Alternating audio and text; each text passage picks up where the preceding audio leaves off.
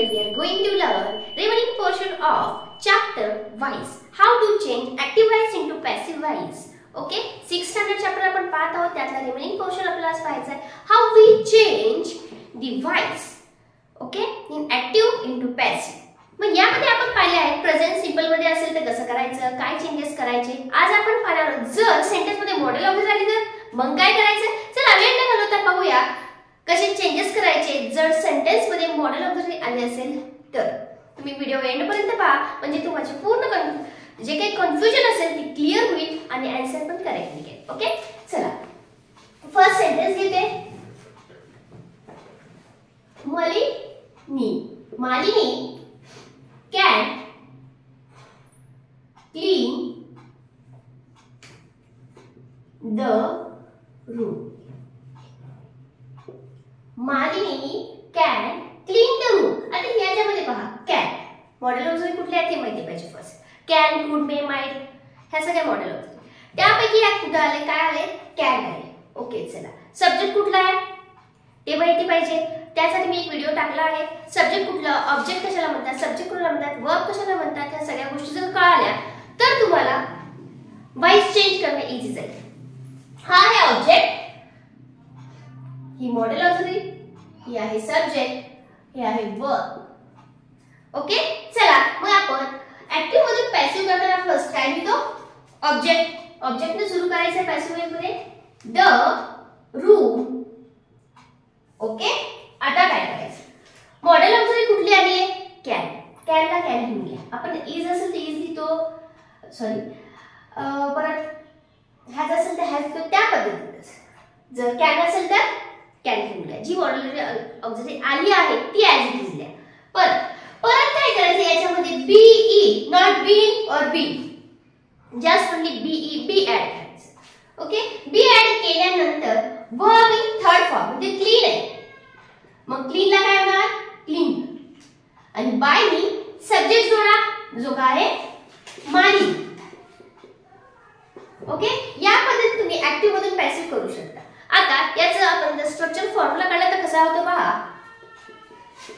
Object, okay, object plus can plus कॅनच्या ऐवजी तुम्ही इथे कॅन आले म्हणून मी कॅन घेते किंवा मॉडेल ऑब्जेक्ट टाका तुम्हाला, प्लस बी प्लस V3 कुठला येणार आहे, वर्ब इन थर्ड फॉर्म येणार आहे, प्लस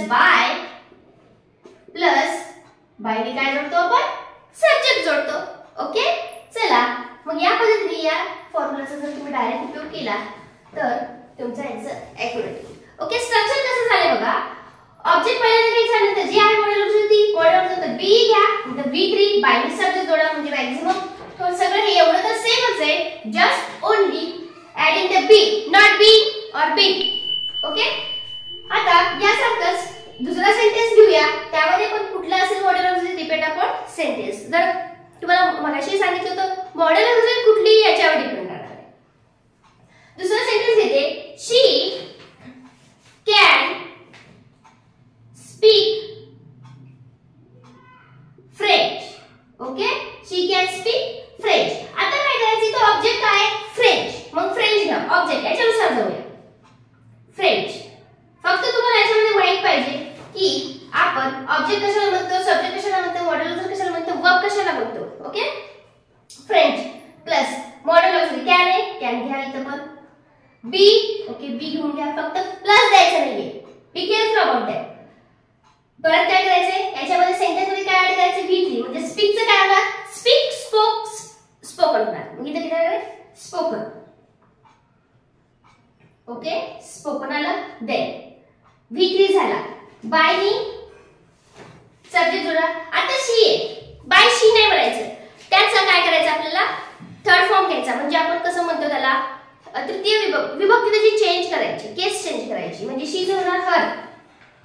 ओके, बाय हर घेतलं. पहा चेंजेस काय दोन मध्ये, मॉडेल ऑब्जेक्ट तीच आहे, वर्बला मॅक्सिमम V3 मध्ये ईडी लागतंय, इथे ईडी नाहीये. वर्ब कसा आहे, इरेग्युलर आहे. ओके, वर्ब ह्याचा स्पीकडे नाही झालेलं, स्पीक, स्पोक, स्पोकन होते म्हणून मी इथे स्पोकन लिहिलंय. हा ह्याच्यातला चेंजेस. म्हणजे तुम्हाला वाटत असेल कोणी जर माहितच नसेल तर तुम्ही ट्राय करायला हरकत नाही, ईडी घेऊन टाकतात पण तो रॉंग आहे. ओके, असे असे काही वर्ब आहेत ज्याचं सेकंड आणि थर्ड फॉर्म वेगवेगळा आहे.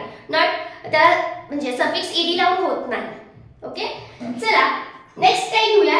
आता तुम्हाला मॉडेल ऑब्जेक्टचं कळालंच असेल. आपण हे जर फॉर्म्युला तुम्ही लक्षात ठेवला यू कॅन तुम्ही बिंदास करू शकता की दिस इज द करेक्ट आन्सर म्हणून. ओके, चला आता दुसरं घेऊया जे की आपण थोडेसे डिफरंट असणार आहे, म्हणजेच की फ्युचर मधलं घेऊया ज्याच्यामध्ये नॉट असेल. आता ह्यात नॉट आलं नाही, मग नॉट असेल तर काय करायचं, या सगळ्या गोष्टीसाठी घेऊया. Next, Neha will not write a letter. पहा, नेहा काय करणार नाहीये, लेटर लिहिणार नाहीये. नॉट आले, आता काय करायचं तेच करा.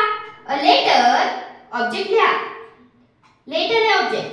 ओके, ऑब्जेक्ट लिहिल्यानंतर हेल्पिंग वर्ब कुठला आले, विल. विल ला विल लिहा, विल ला विल लिहिलं. त्यानंतर नॉट ला नॉट लिहून घ्या. विल नॉट ला नॉट लिहून घ्यायचं. नकारार्थ नकारार्थच दाखवायचं. हे काही आपलं क्वेश्चन टॅग नाहीये. होकार असेल तर नकार करा, नकार असेल तर तसं नाहीये. त्यामुळे नॉट ला नॉट लिहा. परत काय करायचं, बी. सेम ह्याच्यासारखं, फक्त इथे ऍड होते काय, शॅल बी नॉट. ओके, बी घेतलं, बी. राईटचं काय करायचं, बी घ्यायचं. राईट जर राईट रोड रिटर्न होत आहे, म्हणजे इथे काय लिहिणार मी, रिटर्न.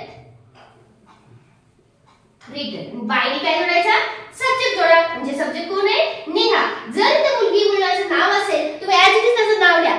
जर नाव नसताना प्रोनाउन आलेला असेल, शी, ही, आय, तर मात्र असे चेंजेस करावे लागतील. आय असेल तर मी, शी असेल तर हर, परत यू असेल तर यू, दे असेल तर देम होणार. या पद्धतीने तुम्हाला चेंजेस करावे लागतील. अजून एखादा विल घेतले आपण, चला स्क्रीनशॉट घ्यायचं असेल तर लिहून घ्या, म्हणजे तुम्हाला जेव्हा हे सगळे सेंटेन्स तुमच्या बुक मधलेच आहेत. तुम्हाला आन्सर तुमचं करेक्ट आले का नाही तुम्हाला समजून जाईल. आता शाल आलं, आता फक्त सॉरी बी घेतलं आपण. आता शाल असलेलं सेंटेन्स घेऊया. मग त्याच्यामध्ये काय होतंय चेंजेस, पण विल नॉट नसेल तर मग काय करायचं, तर घेऊया बी. आता पहा इथे बी घेतले मी, चेंज आहे. प्रत्येक सेंटेन्स मी चेंज घेतले. जर एका सेंटेन्स एकच घेतले त्याच्या डिपेंड तुम्ही दुसरं सॉल्व्ह केले तर आन्सर अप्रोक्स तुम्हाला येऊन जाईल. ओके, आणि ॲक्युरेट असेल. We shall win the match. पहा आता मॅच विन करेल असं म्हणतात. विचार, वी शॅल विन. आता काय करायचं, काही टेन्शन घ्यायचं नाही. चला घ्या object first, the match. Okay, match घेतला, मग शॅलला शॅल घ्या, नो प्रॉब्लेम. मग अशी विल होतं, विल घेतलं, नॉट होतं, नॉट घेतली, तर नॉट नाहीये, घेऊ नका. ओके, शॅल घेतला, नंतर काय करायचं आपल्याला, बी ई बी घ्यायचे. कोणी कोणी गडबडीत बिन घेईन, बिन घ्यायचं नाही. ओके, काय घ्यायचंय, बी. बी घेतला, बिनचं काय होतंय, आता मी जास्त सेंटेन्स काय घेतले त्यातलं एकालाच फक्त ईडी प्रत्यय आले, बाकीचे सगळेचे इरेग्युलर वर्ब आहेत. सेकंड थर्ड फॉर्म एकदम वेगळं आहे त्याचं, त्यामुळे थोडंसं तुम्हाला लर्निंग करावं लागेल. मग बी, विनचं काय होणार, वॉर. विन ऑन ऑन होते. Shall be on by. आता बाय ना, बी लिहायचं का नाही, बायचं काय करायचं, अस करायचं. जसं आपण शीचं हर केलं होतं तसं इथे बायचं काय करायचं, तुम्हाला अस करायचं. या पद्धतीने तुम्ही हे सेंटेन्स करू शकता. म्हणजे तुम्हाला शॉर्ट मध्ये सांगायचं झालं तर शी असेल तर अस करा, आय असेल तर मी करा. म्हणजे बायने जोडता ना, हे बायने जोडतो तेव्हा सब्जेक्ट जोडतो, त्यामुळे आपण डायरेक्ट जे काही फर्स्ट विभक्ती आहे त्याच्यामध्ये जोडायचं नाही, असं त्याच्यात चेंजेस करायचे.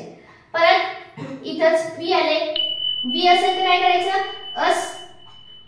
सॉरी इथे शीला अस आले, शीला नाही, शीला हर. शीला काय करायचं, हर. आय ला वी ला अस. दे असेल तर देन, दे असेल तर काय लिहिणार आपण, देन. अशा पद्धतीने इथे तुम्ही चेंजेस केले. वर्किंग थर्ड एक लक्षात ठेवा, जेव्हा पॅसिव्ह वॉइस असतो त्यामध्ये तुम्ही कुठलेही सेंटेन्स असेल तर त्याचा आपण V3 फॉर्मच लिहितो.